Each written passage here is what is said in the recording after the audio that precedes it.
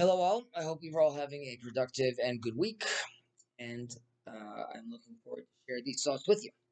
And so, this weekly portion, we move forward to Parashat Beshalach, the portion of Beshalach, and he sent.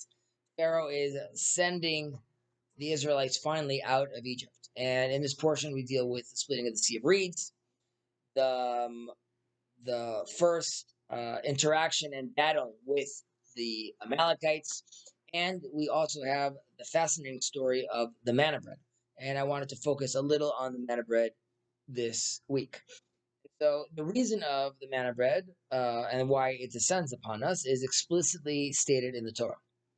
In Exodus 16:4, we are told, "Behold, I will rain bread from heaven for you, and the people shall go out and gather certain rate every day, that I may test them whether they will follow in my law or not." The phrase we see over here of "I will test them whether they will follow my law," it's sort of unusual expression in the Torah, but it may end up being, as we'll see, fundamental to the entire Torah itself. So let's try to dig in a little deeper.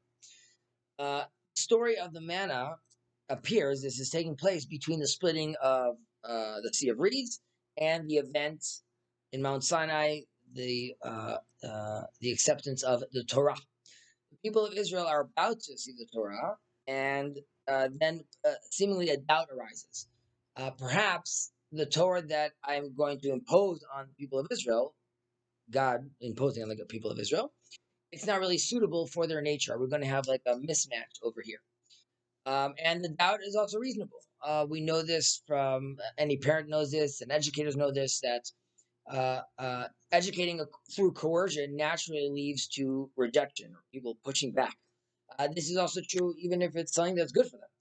But we see this to be true even in the response of secularism in the recent generations on the backdrop of thousands of years worth of religious coercion. Therefore, in this case, God wants to preempt the blow with a remedy, right? He wants to arrange a test beforehand before the Israelites receive the Torah. And this is what we mean when we say, "I will test them." The test in question is the manna itself, right? So before the manna descends for the first time, Moses commands that none of it be left until morning.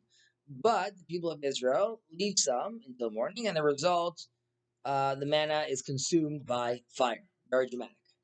In the following days, it is not reported to us that the people of Israel gather more than necessary, and it's simply because they concluded that it's not profitable, right? We know that if we do that, that's what's going to happen. And therefore, they're acting according to what Moses commanded.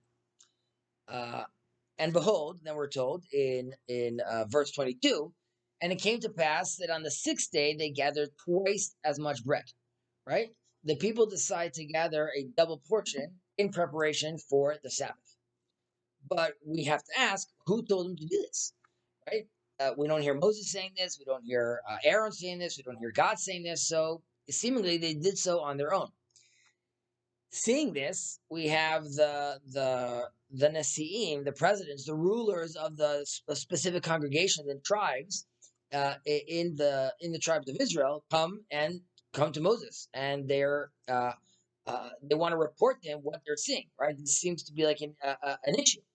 But to their surprise and astonishment, not only does Moses not condemn their act, but he says to them, "This is what the Lord wanted." And saying that this is what God told me behind the scenes, that this is indeed the practice that he wants to see uh, uh, enacted. Afterwards, Moses, he further commands the children of Israel not to go out and gather on the Sabbath because they're not going to find any on the field. But here again, some people do, though, regardless. And of course, they don't see anything on the field. As God said, nothing is going to come out on the Sabbath day. And we learn here that the explicit command to do or not to do something, as they had on the first or the seventh day, the natural tendency of humans, and in this case the people of Israel, is to do the opposite. Where there's no explicit command, the natural tendency of the people of Israel is to do God's will, is to try to actually understand and match what he wants from them. And here we're revealed, in a certain sense, the nature of Israel is ready to accept the Torah. Um, and uh, and in a certain sense, we see that throughout the generations, that statements said by rabbis, such as the customs of Israel are the Torah, or in any place where the law is lax in your hand, go out and see what the public practices. Right. So this foundation is renewed for the first time in the test of the manna, and is based on it. We are assured that Israel receives this command later on, keep the Sabbath day in Deuteronomy. But prior to that, there's a natural desire to keep the Sabbath from the people of Israel. And this is expressed in the spontaneous gathering of the double bread on the sixth day. In our life's journey, and this is all of us, of course, walking in God's path might mean striving to understand the deeper purposes behind the teachings and his commandments.